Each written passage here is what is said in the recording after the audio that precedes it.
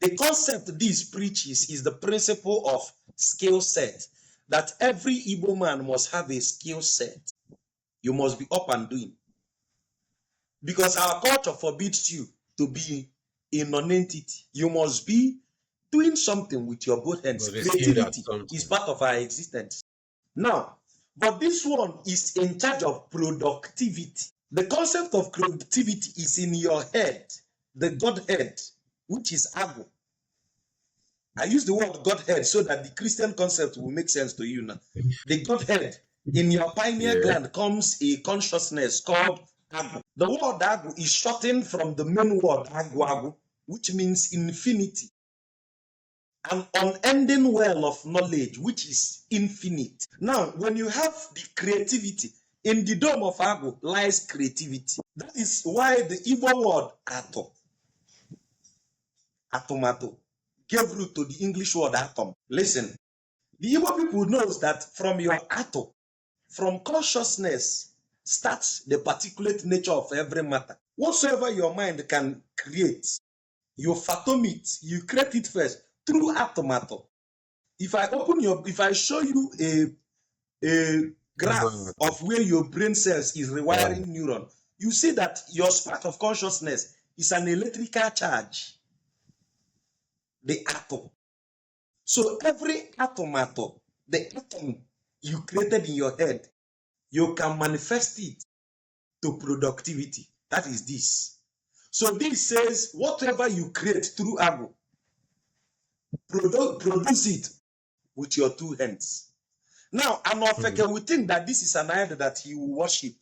Igbo people do not worship idol. These effigies, these teraphims are forms through which we can see the principle. It's a reminder to this standard principle. In your Bible, it was called teraphim. T-E-R-A-P-H-I-M, teraphim. Okay? So, what are these teraphims? They are principles, not for you to worship, but a reminder to the principle that says you must be productive. So imagine if you come to my house now and you see when people pour libations in front of their Ikenga or something, are they more or less appreciating the knowledge that they have or reminding themselves and not serving it? We are I'm just asking just so igniting the that spark. nobody can We are igniting the spark. Okay? of You know, productivity. our people are quite so esoteric. We are igniting the spark of consciousness in them so that our productivity will be unmeasured. And that is why in the entirety of the whole world, nobody can match the productivity of the Igbos. The most productive country on earth have roots to the Igbo people. Che can confirm. Yeah, Chinese even. Okay? The most productive country on earth, trace their root, you see an ancient linkage with us. For example, it is not a mystery if I tell you that the Kanagawa people, the ancient Jomon people of Japan, that they have roots to us.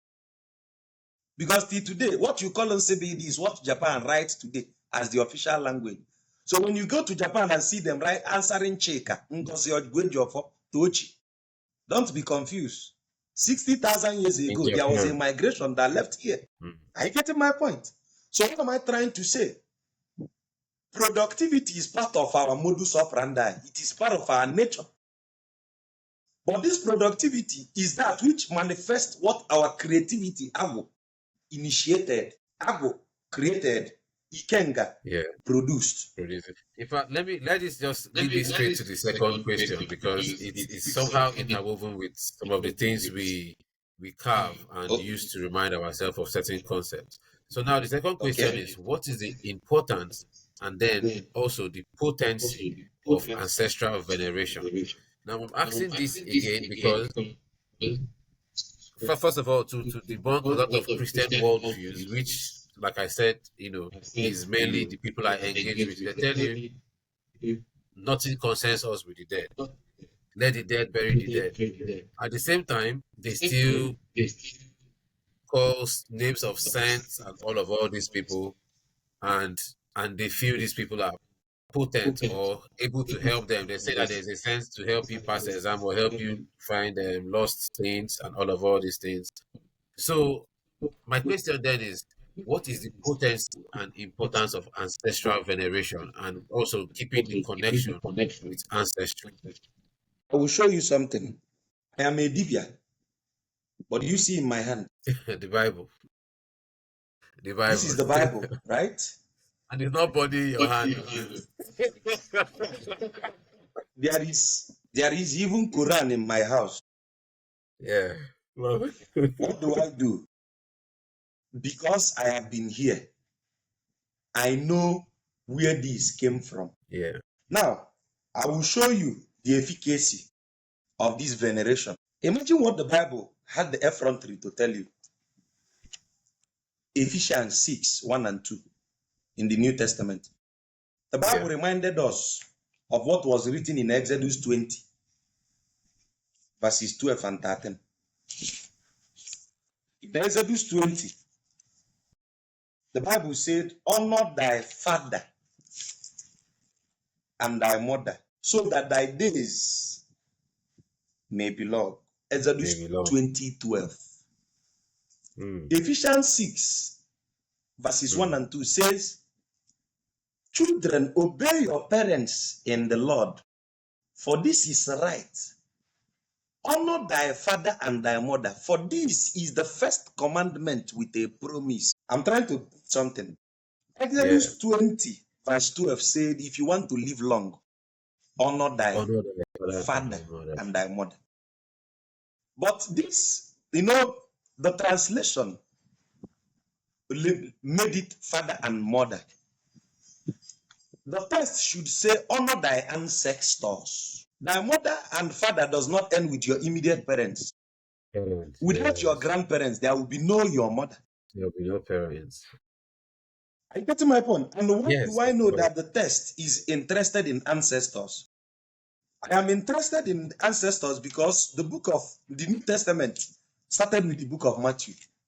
And Matthew chapter 1, from verses 1 to 17, wasted 17 verses, listing 42 generations of the character called Jesus. Now, if ancestry is not important, why will Bible waste 17 verses mentioning the 42 generations of Jesus? Now, but there is why I made this statement. In Genesis 38, one of the ancestors of Jesus, which was listed in Matthew chapter 1, verse 3, was Judah. In Genesis 38, Judah impregnated his own daughter-in-law. Wow. Another of the ancestors of Jesus listed in Matthew chapter 1, verses 6 and 7, is Rahab and the David. Rahab was that harlot, Ashawo, that was in the wall of Jericho, that helped Joshua and Caleb when they came to spy out the land. And another ancestor of Jesus is David, the man that killed somebody's wife to marry the woman. So that he can get the wife. Now, there are three ancestors of Jesus with questionable character. Judah, Rahab the harlot, and David. And David the murderer. Now, what am I trying to say? If these ancestors of Jesus, which have questionable characters, made its way into the Bible and their reverence, the Bible said it is the Lion of the tribe of Judah. The Bible called David a man after God's own heart. God's heart. In fact, when the story of the children of Israel, when they conquered Jericho, they counted Rahab as a righteous person. If these three ancestors of Jesus, whom obviously in our custom have questionable characters, we are counted as saints, what did my ancestor do that will make me not to reverence them? Now, this reverence of our ancestors, pouring libation, if you read the Bible in Exodus 25, 1 to 40, if you read verse 20. Yes, loud and clear. It's not complete. Wow. Deep, very deep. And true. Your parents. is your ancestry. First God, is your ancestry, your ancestors. It's all right. Can Yeah. you hear So me? the first God, yes, the first God, according to what you're saying, the first God we know, the first divine is our parents, the people who brought us to life. And of course, it doesn't end there. If you listen to the conversation, I didn't use the word God. Yes. The word God is actually not divine. The word God etymologically is from the German word Gott or the Indian word Gudan, which means a pantheon, a deity. Yes, so I can boldly say that Amadioha is a God. Nine in one. Yes, deity. Yes. Which means the Chukwu, the Ofu, the entity of supreme consciousness, the Akose in our pantheon, or in our parlance, the Akose. The Akose, the Yoji, is the composite of everything that has chi. The Chukwu, the totality of nature, the totality of creation, the totality of that which is and that which will be. Now listen, for those who read the ancient Sumerian tablets, when the Anunnakis revealed themselves, they called themselves that which was translated in the Bible as El Elyon. Now the translators of the Bible made a very big translational error by saying that the Hebrew word El Elyon means I am that I am. The word does not mean I am that I am. It means I will be whatsoever I want to be. You get the point now? So Chukwu is the totality of nature, that which was, that which is, and that which will be. If you remember those days in our liturgies in the church, when they say, glory be to the Father, to the Son, and to the Holy Ghost, and they will say, as it was in the beginning, it is none, and ever shall it be, world without end. So Chukwu is that which was, which is, and which is to be. The totality of that which was, which is, and which is to come. So Chukwu cannot be defined as an entity. That is why the Igbo word that brought about the better meaning of Chukwu was the word Chi na Eke. It made it more explainable as a composite of two principles. The Chi, the pause, and the Eke, the creation. Masculine and feminine. Chi na Eke. Is it right if we say that Chi is the unseen part of Eke, in the sense that Chi is the animating spirit and Eke is the physical representation? If you say it that way, it is still pardonable. Nature. It is still pardonable. Okay? Because if you watch, before life came to be, there must be a fusion between the Chi and the Eke. If you are observant, the Chi and the Eke is a mathematical relation we call binary today. The fusion of 1 and 0. Listen, 1 and 0 is the composite algorithm through which the computer system operates. In Igbo language, we call that 1 and 0. The 0 and 1, Akwobi. In the Afa language, Akwo and Obi. You see, the amaze and Igbo have done a very poor job by projecting the Igbo language so poorly that our Nollywood have reduced us to dramatic people who only dance for the prince. And our counterpart, our offspring, the Yorubas, are busy harnessing every part of the world. Okay? Sending the message of Ifa. The word Ifa is the same thing with the word Afa. A lot of diasporans hear about Ifa and they try to, in fact, most of them think that they are Yorubas, to be very honest. Now, everybody is now getting the Yoruba name. I'm like, really? Is that, But that's because the Yoruba nation is projecting more of their culture out there, making it simpler, understanding the pantheons in the Yoruba culture. Everybody is Oya, everybody is Yemoja, everybody is You know, they just call all these things even without really understanding the concepts. So have we strived to project ours in a more refined way to a clearer We've not. concept? We've not. For example, No. in the entirety of Igbo land, voices like mine No. should be heard more. Yeah, it should resound because it's rare. We don't see that. We don't see that rebranding or that expand. Most people don't even understand the Igbo pantheons. They say You that understand? God, Chukwu, is the same thing as Amadioha. If they worship Chukwu, as in the sense that if you're a native person, your God is Amadioha, or the highest person you serve is Amadioha. If you say it's Chukwu, they say no, be the same thing. And you're like, there's just full misinformation out there. Let me run a Especially about little the background check. Let me run a little background check on these pantheons. You see, yeah, our ancestors understand life. In a school, there is a dean, and this dean has HODs under him, right?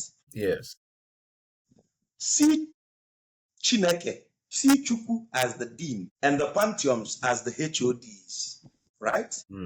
Now, yeah, if you need a child, it is more or less an insult to go directly to Chukwu and ask for a child. There is a pantheon in charge, and that is Ogugu, an ordinance. Then from there, you got Akwaliomum. From Ogugu and Akwaliomum, you can intercede about a child. It is the job of Ogugu. Akwali will bring to Ogugu. Ogugu will return it to Chukwu. That is my child, Odike, needs a baby. yes. Are you listening? Yes. When he binds the 1 and 0, I told you everything is algorithm. 1 and now, 0. what are these? The feminine 0, which is the vagina. You see, it's a 0. And the masculine genitalia, which is the 1. penis. 0 and 1. When there is a fusion of 1 and 0, Ogugu will listen to this. The fluid, the semen converts the spermatozoa. The spermatozoa will fertilize the egg, which is the 0. And it becomes a fetus. So, when you need sustenance of that which is in your farm, you go to Ifijoku. You don't go to Chukwu.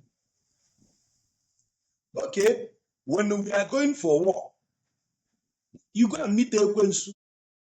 Before you meet Ekwensu, you must know your Ikenga as a man. Then you might be part of the Mbedika Atwegu. Then Udo, Obunabana and the Ekwensu. Udo, Obunabana and the Ekwensu are the classes of pantheons that goes for war.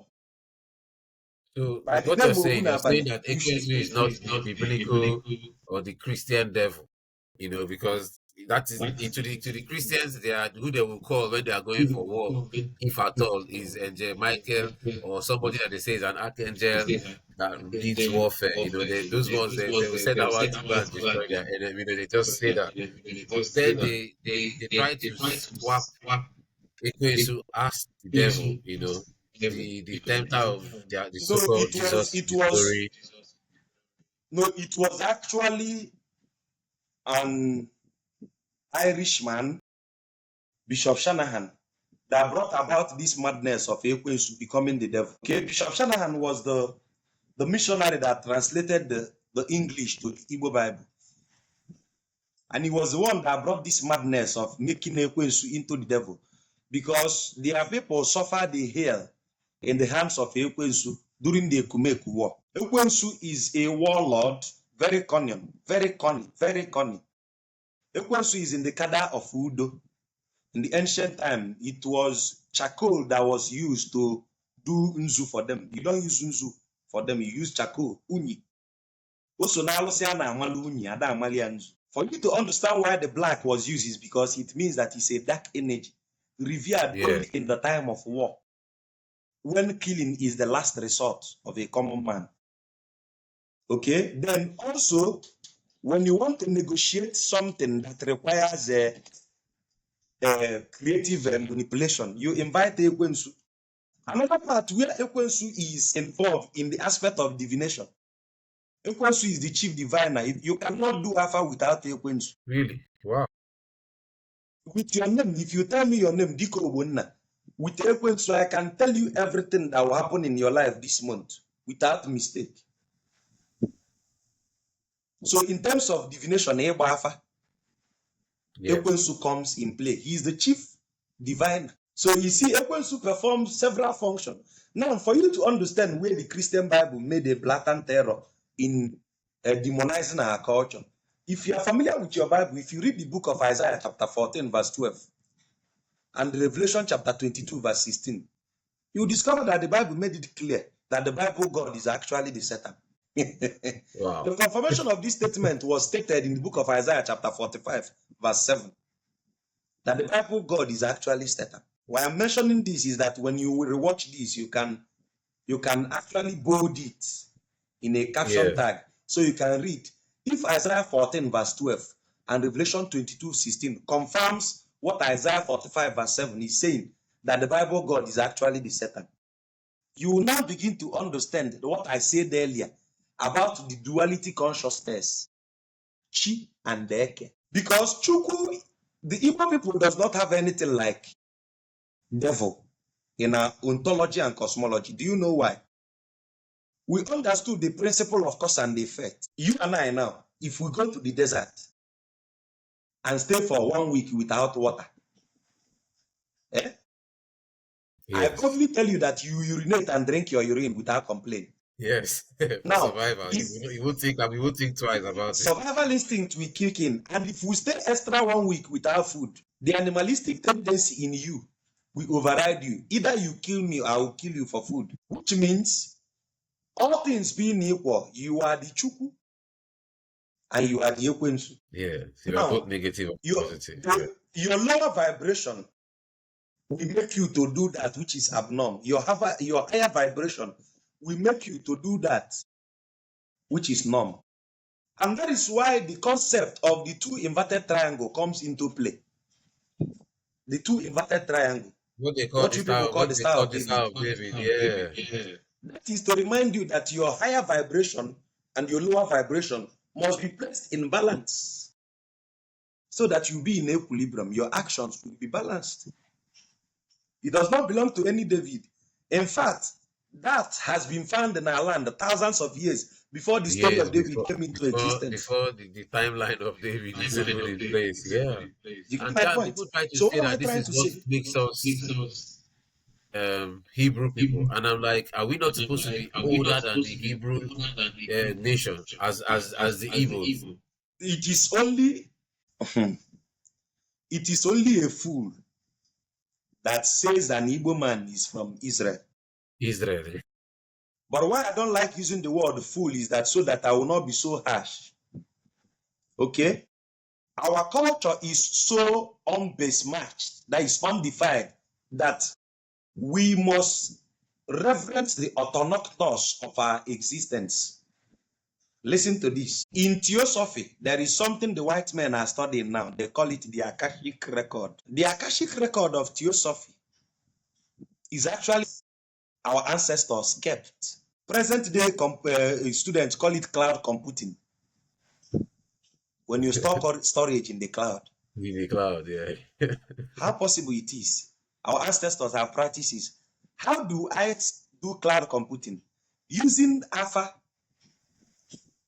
I can source information from the cloud, what is in your life, what has happened before, whether I've been there or I've not been there. For example, I can tell you what went wrong and what will go wrong. It is just mathematical algorithm, giving credit to the constellation of the atmosphere and the celestial plane as at the day you are giving birth. So we can interpret these mathematical relations we call Alpha. The Yoruba call it Ifa, and it will give you to minimum degree of errors 99.999% accuracy. Why I give 0.001 is the inability of the Dibia to be 100% accurate. Yeah. But yeah, okay. Now, this is a deeper part of our knowledge as a being. But how have we explained this to the layman? The only part we've done in Nollywood is to portray the Dibias as an object that brings about death. Killing and downfall of people in town. The only time we showcase our shrine is when somebody comes with a King James Bible, and they speak in tongue, ribobo, ribobo, and they will set our shrine on fire. And fire will burn So it. we on our own killed our culture, and we on our own will revive it back. Now, credit to my wide knowledge on the Christian Bible, the Jewish Tanakh and Talmud, and the Islamic Quran, I can be able to give detailed explanation, even with biblical references, on what our forefathers practiced. Now, evidently, the book of Job, chapter 8, verse 8, said something that we should go and ask our forefathers, and they will teach us what they have learned. For we are of yesterday and we know nothing. For our life on earth here is just a shadow. They also reminded us in the book of Jeremiah, chapter 6, verse 16, that we should follow the ancient ways, that these ancient ways are actually the way of life. You get my point? So if because the Bible was copied from the text of African ancient Sumerian tablets and the African text. For example, I made one of my programs. I told them that if not for the papyrus of Unefa, the papyrus of Ani, which is called the Egyptian Book of the Dead, the 42 principles of Ma'at, where they copied the 10 Commandments, the Shabaka stone, the Emerald tablet of Tahuti, the Emerald temple of Tut, and the Enuma Elish. Yeah. Then this thing you call the Bible will not exist. And I hope you know it's from this, the authors of the Bible are the same people that wrote the Quran. You get the point? So just imagine that. You should go back to the ways of our ancestors. Yes. That is the way of life. Now, to make one point very clear, when you talk about Igbo, you cannot take away Igbo from Omenaala. Igbo is Omenaala, and I will explain. But Igbo is evil. You see the distinction now. Igbo is Omenaala. Igbo is now evil.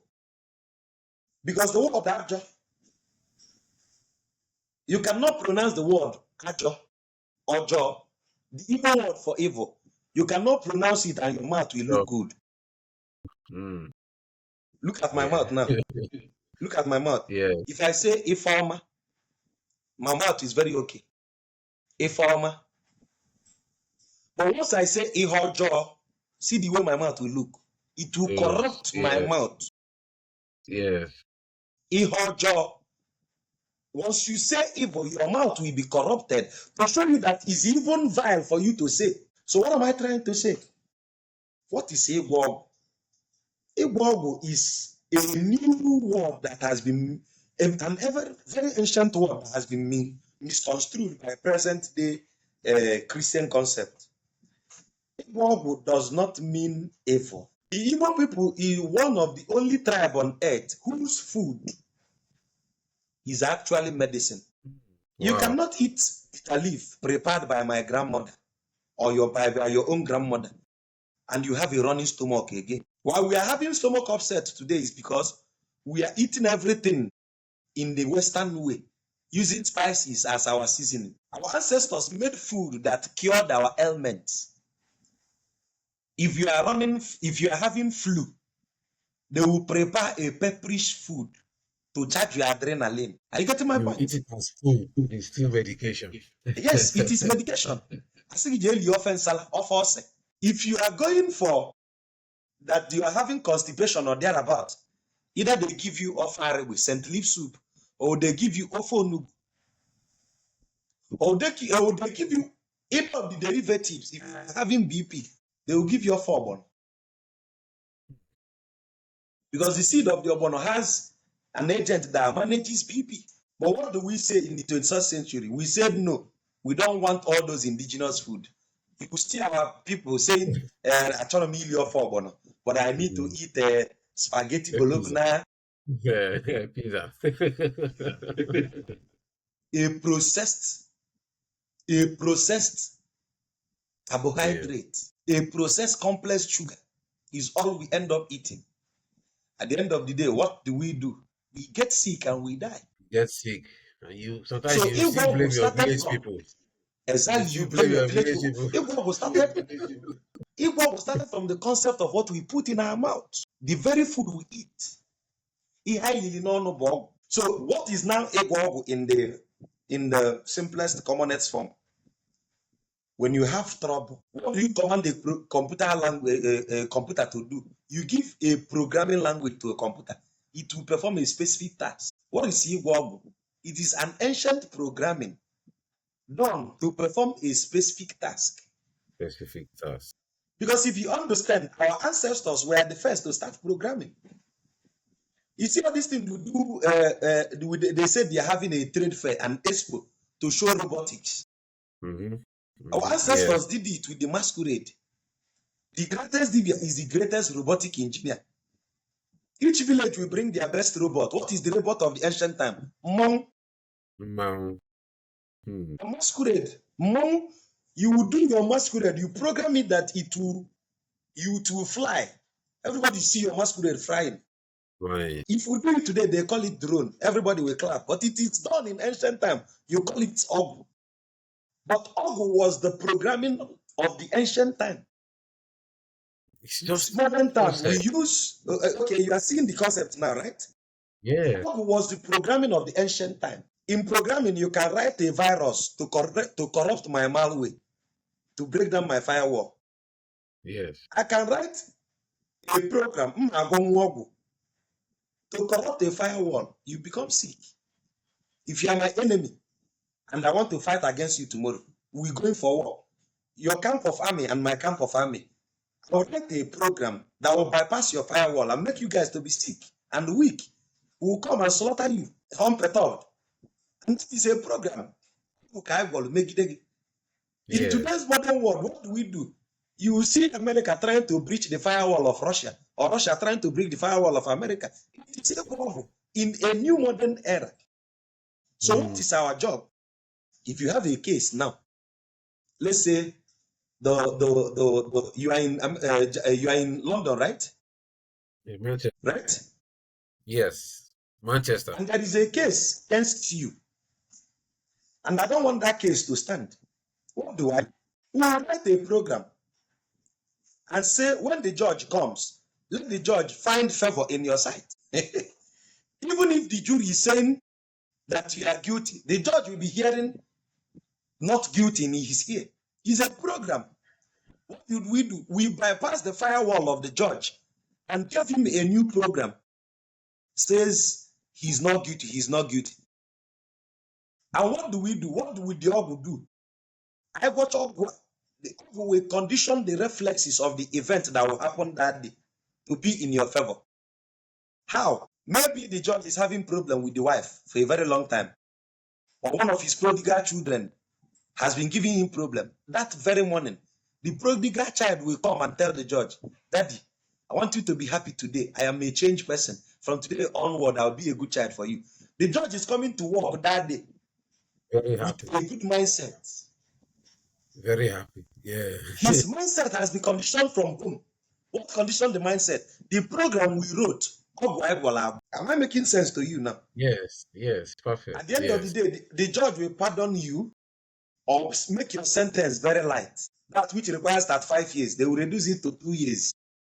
So just now, what you're saying now, just the way we have, you said we have Ogu, we have Ajo, and then you said we as a person, as an individual, you have your higher self, your higher vibration, you have your lower vibration.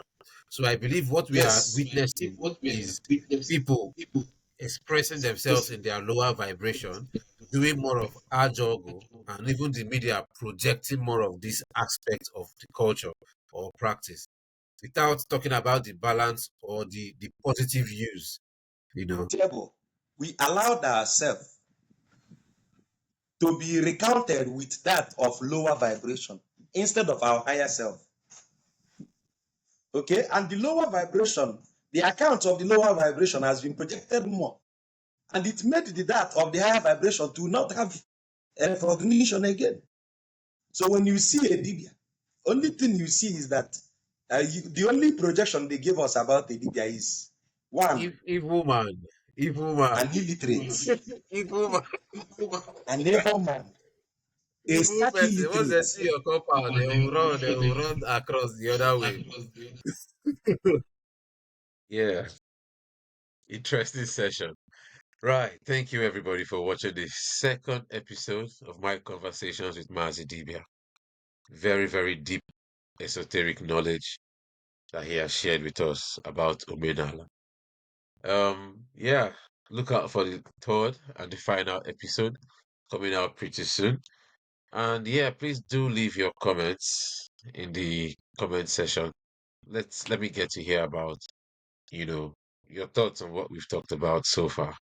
And yeah, it's been a lovely and a great pleasure, lovely time and a great pleasure discussing with Maazi Dibia for serious educational purposes. And so much more to come. So much more to come. Thank you, everybody.